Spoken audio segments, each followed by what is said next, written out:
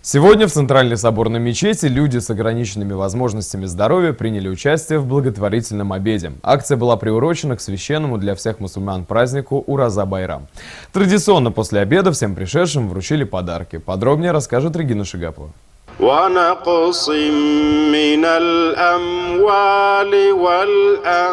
На благотворительный обед в честь окончания Великого Поста пришло порядка 200 человек. Перед трапезой люди с ограниченными возможностями здоровья послушали проповедь, после чего горожан пригласили за щедро накрытые столы. Когда мы первый раз это проводили, вот у меня в сердце, не знаю, были такие чувства, как будто этот день мне оказался даже важнее, чем первый основной день, да, поэтому мы решили для себя, что мы должны проводить это. Подобные встречи стали традиционными. На следующий день после каждого религиозного праздника на территории Центральной соборной мечети для инвалидов города и района организовывают бесплатный обед. Ароматный чай, сладости и фрукты и, конечно, национальный плов на костре. Конечно, это приятно, то, что на нас внимание обращают, на инвалидов. И мы этому рады. Чуть-чуть, но хотя бы рады.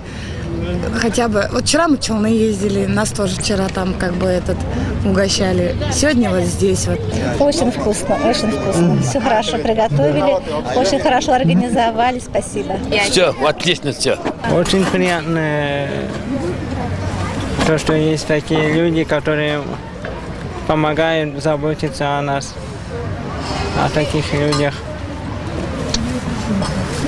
Дай Бог им здоровья. С каждым годом желающих посетить благотворительный праздник становится все больше. И это радует, говорят организаторы. Ведь здесь они могут пообщаться друг с другом и почувствовать атмосферу священного праздника. Ребята начали жаловаться, у кого-то бизнес не идет, у кого-то это. И один тоже молящийся, но колясочник, он говорит: ребята, вы, говорит, ко мне приходите домой. Я вам расскажу, что такое кризис. Как мне надо в туалет сходить, извините уж, да? Как мне надо просто нужду свою справлять. Я вам расскажу, как я завтракаю, во что это мне обходится, да? Поэтому люди должны общаться, люди должны встречаться. И также мы должны вытаскивать всех на улицу, чтобы они тоже общались. На мероприятии была и 27-летняя Гульнара Усманова, девушка-инвалид первой группы. На праздник приехала одна на такси. Говорит, все очень понравилось. Одно но – добираться до мечети далеко.